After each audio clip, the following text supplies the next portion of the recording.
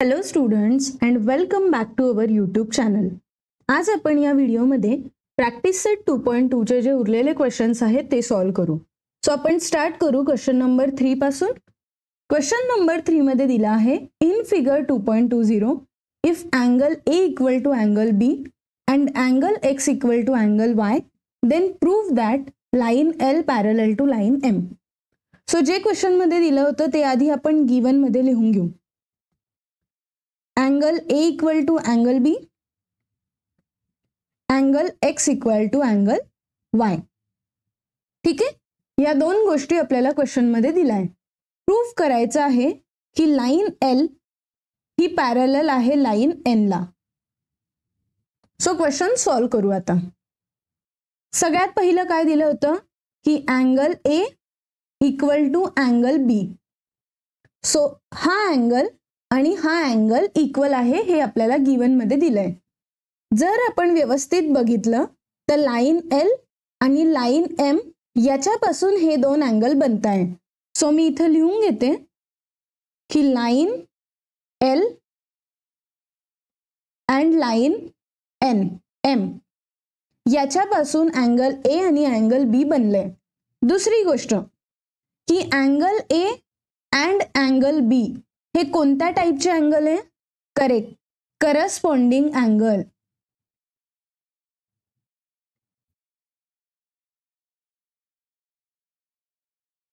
So by corresponding angle theorem नुसार corresponding angle theorem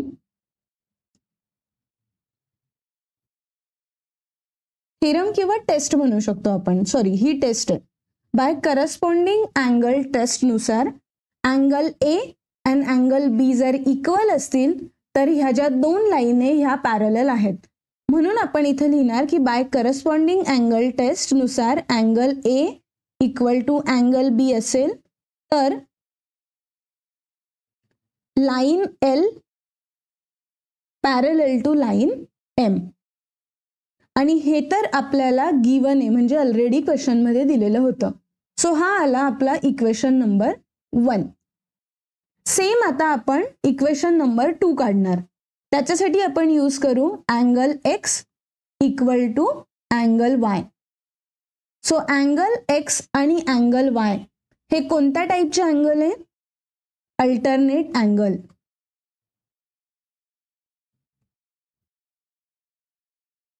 आणि हे कोणत्या लाईन पासून बनले आहेत? लाईन अँगल X बनला आहे लाईन M पासून आणि अँगल Y बनला आहे लाईन N पासून. सो ते लिहून घेतलं मी.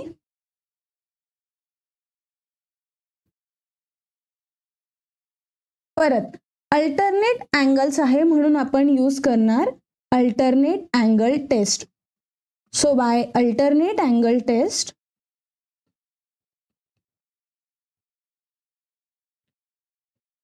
अल्टरनेट अँगल टेस्ट काय म्हणतो? If angle X equal to angle Y असेल तर line M parallel to line N आहे.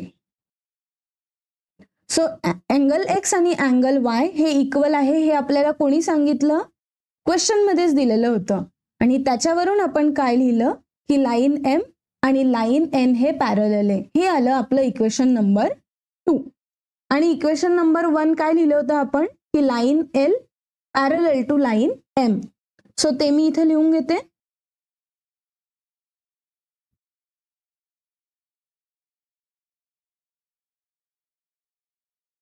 सो इक्वेशन नंबर 1 आणि इक्वेशन नंबर 2 जर आपण बघितलं तर याच्यावरून आपल्याला हे कळतंय की लाईन L आणि लाईन M हे दोघं पॅरलल आहेत. लाईन M आणि लाईन N हे दोघं पॅरलल आहेत. याचा अर्थ की लाईन L आणि लाईन N सुद्धा पॅरलल असेल. सो आपण इथं लास्ट मध्ये लिहिणार की फ्रॉम इक्वेशन 1 अँड 2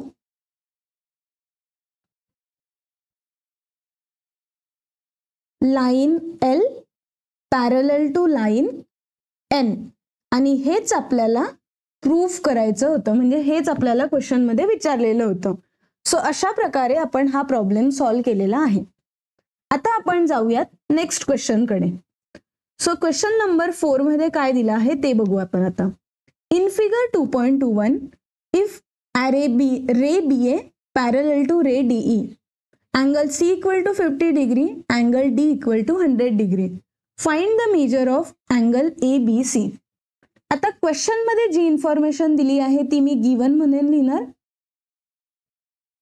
ज्याच्यामध्ये आलं angle C equal to 50 degree आणि angle D equal to 100 degree.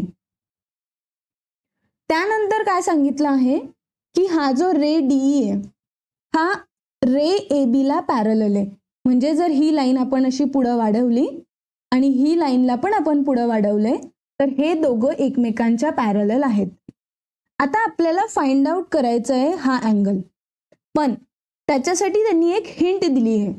Draw a line passing through point C and parallel to A B. So C point पासून एक लाईन ड्रॉ करा जी line A बी ला parallel असेल, ज्याला नाव देणार एक्स वाय. सो इथपर्यंत जे क्वेश्चन मध्ये दिलं होतं ते आपण सगळं काढलंय आणि जी लाईन डी सी होती तिला आपण फक्त वाढवलंय. त्याच्यानुसार आपल्याला मग बाकीचे प्रॉब्लेम सॉल्व्ह करण्यासाठी इझी होईल. सो इथपर्यंत समजलं. आत्ता आपल्याला काय करायचं आहे, angle A B C find out करायचं आहे. So angle A B C find out करण्यासाठी सगळ्यात पहिलं दिलं होतं की लाईन ए बी पॅरलल आहे लाईन डी ला. दुसरी गोष्ट दिली होती की लाईन ए बी पॅरलल आहे लाईन एक्स वाय ला. सो हे आलं इक्वेशन नंबर 1 आणि हे आलं इक्वेशन नंबर 2. आता फ्रॉम इक्वेशन 1 अँड 2 आपण काय फाइंड आउट करणार,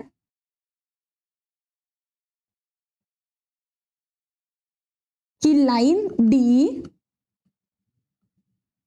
parallel to line X Y. Easy. इथपर्यंत सगळे क्लिअर आहे? करेक्ट. आता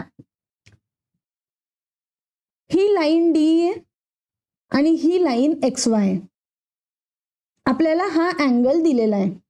जर आपल्याला हा अँगल काढायचा असेल तर आपण कोणतं फॉर्म्युला यूज करणार किंवा कोणतं टेस्ट यूज करणार, इंटेरियर अँगल टेस्ट. कारण हे दोघं जे अँगल आहे हे इंटेरियर अँगल्स आहेत. सो आपण इथं लिहिणार की using interior angle test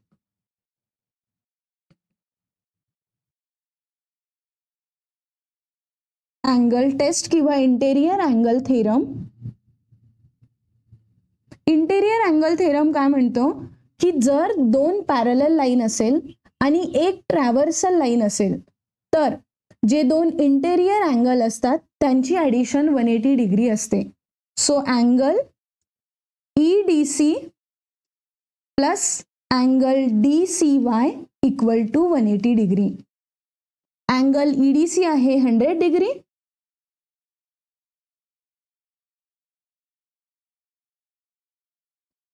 so angle DCY काढण्यासाठी आपण काय करणार, 180 डिग्री मायनस 100 डिग्री आणि याच्यावरून आपल्याला DCY इक्वल टू मिळालं 80 डिग्री. सो हे फर्स्ट अँगल जे होतं त्याची व्हॅल्यू आली 80 डिग्री. सो आपल्याला ABC काढायचं आहे पण आपण हा अँगल काढला. आता याच्यावरून आपण हा अँगल काढू शकतो. कसं, तर ह्या अँगल काढण्यासाठी आपल्याकडे एक थेरम आहे किंवा एक गोष्ट आहे की एकाच लाईनवरचे सगळ्या अँगलची बेरीज 180 डिग्री असते. सो मी इथं लिहिणार की sum of angles on straight line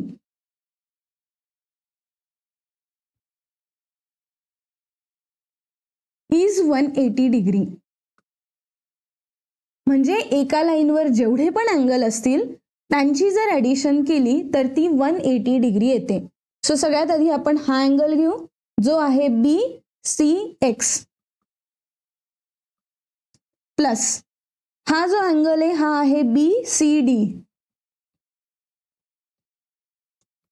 आणि लास्ट मध्ये हा अँगल आहे तो आहे DCY. यांची ॲडिशन आली 180 डिग्री. आता BCX तर माहिती नाहीये, BCD आहे 50, DCY आहे 80 डिग्री. ओके, हा BCX तसाच आला. 50 प्लस 80 जर केलं तर येतं 130 डिग्री.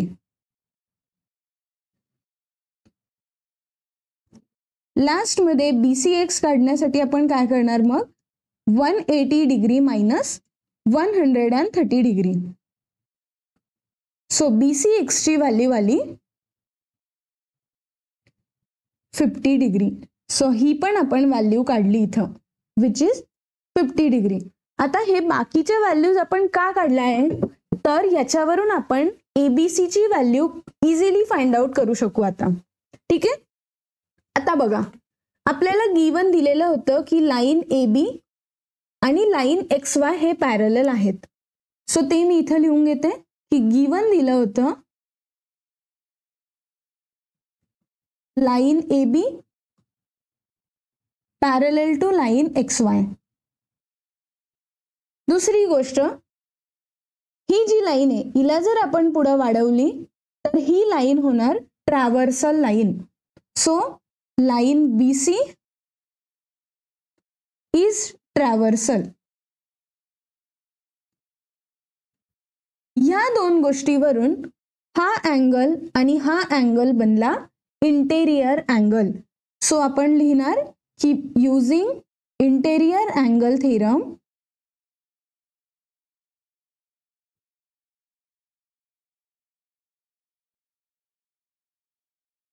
थेरम किंवा टेस्ट, जर दोन लाईन पॅरलल असेल, एक तुमच्याकडे ट्रॅव्हर्सल लाईन असेल, तर या दोघांची ॲडिशन येते 180 degree. So angle ABC plus angle BCX equal to 180 degree. So angle ABC तसाच लिहिणार, BCX ची व्हॅल्यू आहे 50 डिग्री. अँगल ABC काढण्यासाठी आपण आता काय करू, 180 डिग्री मायनस 50 डिग्री करणार. आणि लास्ट मध्ये ABC ची व्हॅल्यू आली 130 डिग्री. आणि हेच आपल्याला क्वेश्चन मध्ये विचारलं होतं की अँगल ABC ची काय व्हॅल्यू आहे. That's it. अशा प्रकारे आपण हा इथं प्रॉब्लेम सॉल्व्ह केलेला आहे.